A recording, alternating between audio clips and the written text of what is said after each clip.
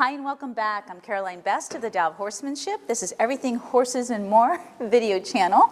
This is Joey and this is Blue. And today our video is all about what type of leadership horses really want.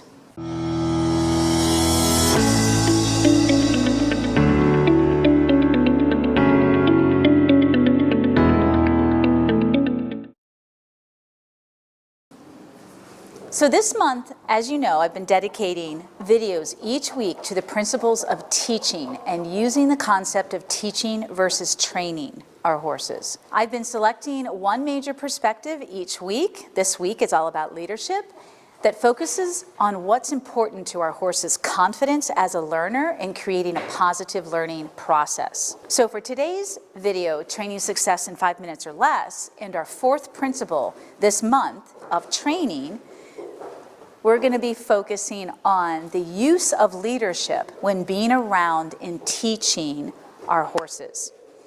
So there's three basic types of leadership found within horse training. I think we're all pretty familiar with. It's dominant or forced leadership, alpha leadership.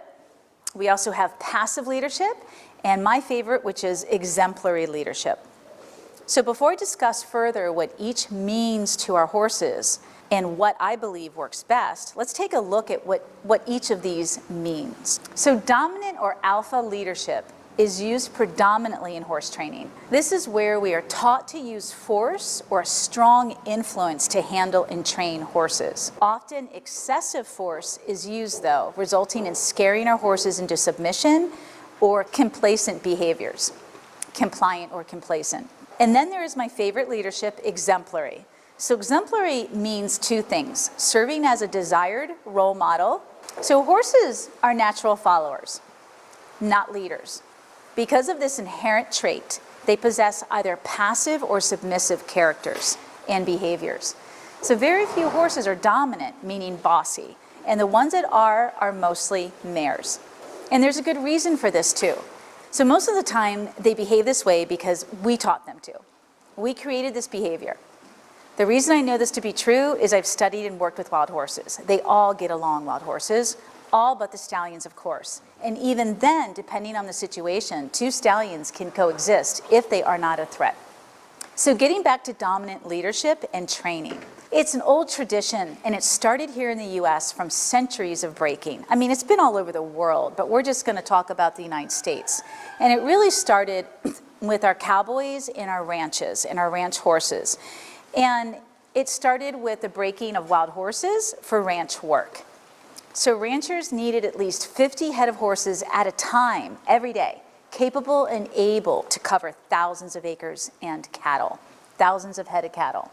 The toughest horses, the more dominant ones with all the fight, whether it was a stallion or a mare, because there weren't any geldings back then when they were wild, they usually got returned. Or who knows, if there was too much excessive abuse, God knows what happened to them. But I think back then, you had a higher reverence for horses because you needed them. You respected them because they were your agriculture, your means of transportation. So there was a different mentality around horses. And they weren't used so much for an ego boost, so to speak.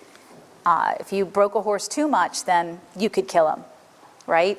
So I don't think the abuse was as excessive as it is today. It was different. So let's circle back to what I believe horses really want, and that is exemplary leadership. It's just like the lead mare. So exemplary leaders are role models. They're straight and simple and clear. And horses will follow a leader that is fair, clear, congruent, and assertive when necessary. Not to mention, I believe horses prefer a mutual, more consensual partnership over leadership. So if you all would like me to talk about mutual or consensual leadership, or partnership, excuse me, and how you can achieve that with your horses, just let me know in the comments area.